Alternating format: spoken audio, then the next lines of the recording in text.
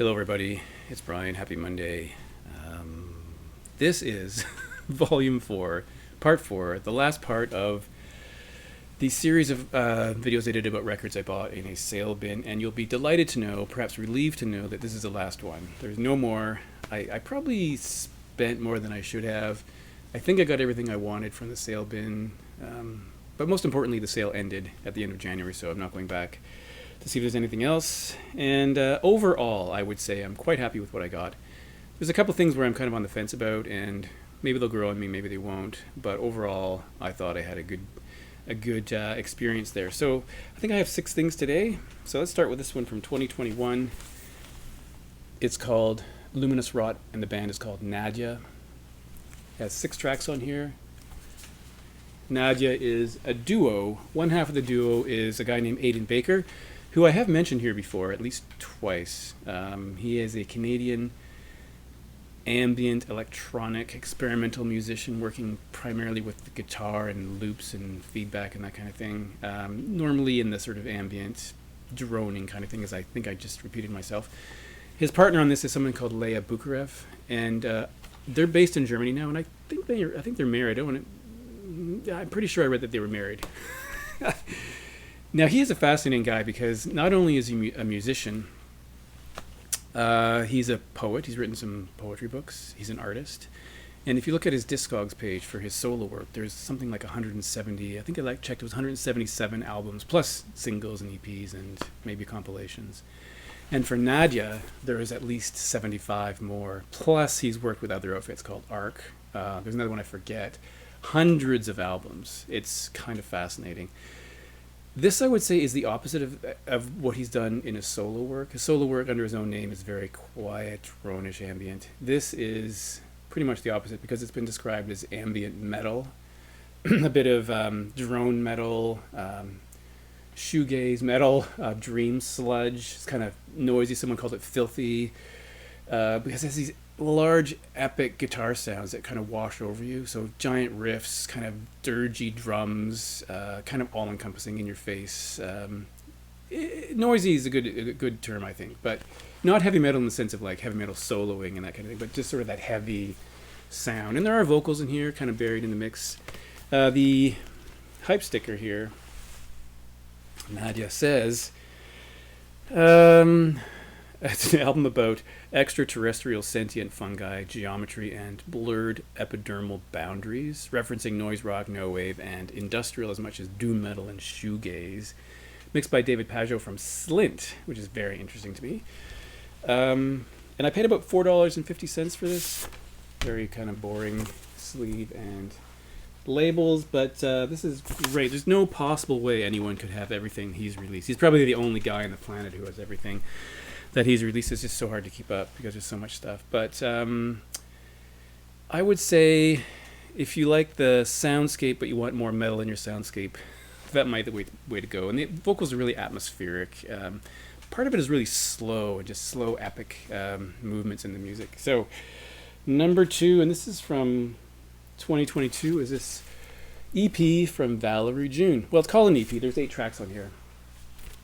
I guess you'd put her in the Americana category, but it's like bluegrass, Appalachian, folk, blues, that kind of sound.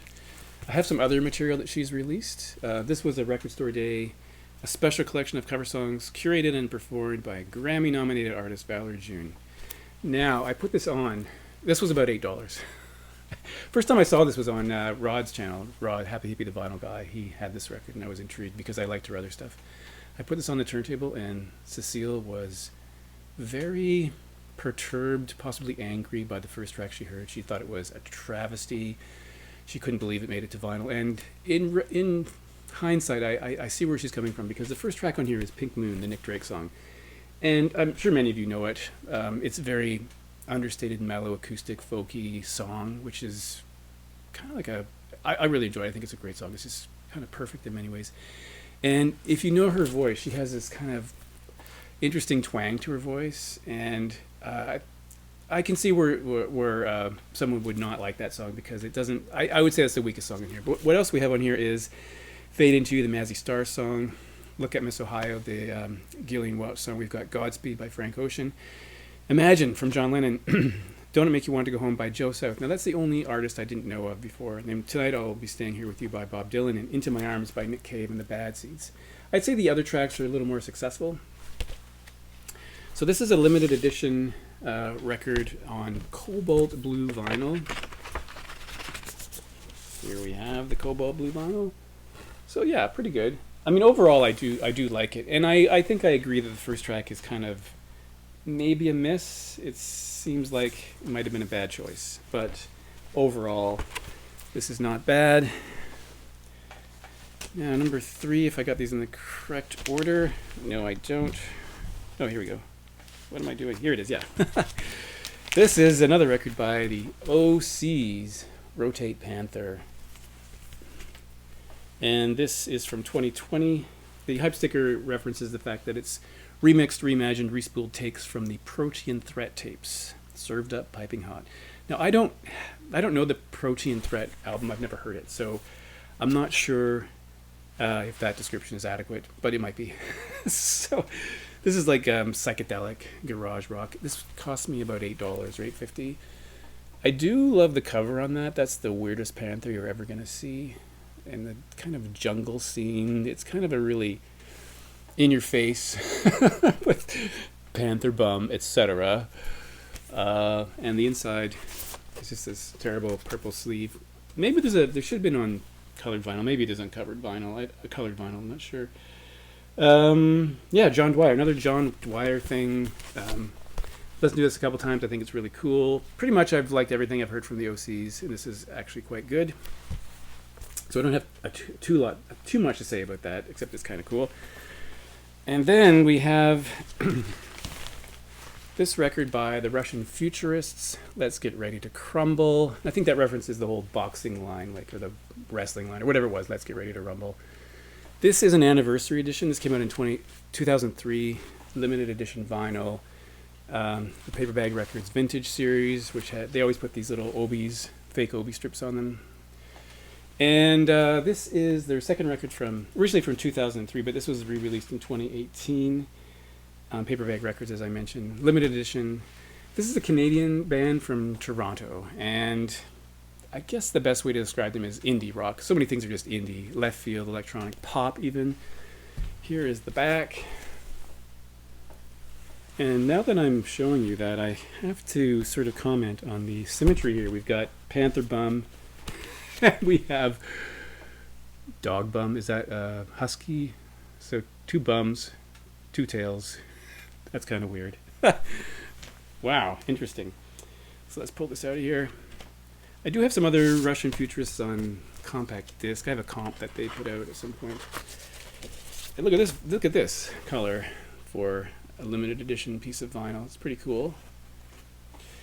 And this is really good. The first time I heard it, I was reminded of Animal Collective or Panda Bear, something like that.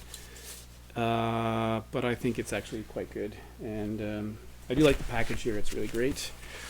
That's all I'll say about that. And then next we have a band that I've always really liked called Pan American.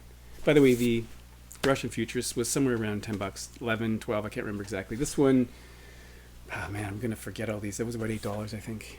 I kind of like the cover image here.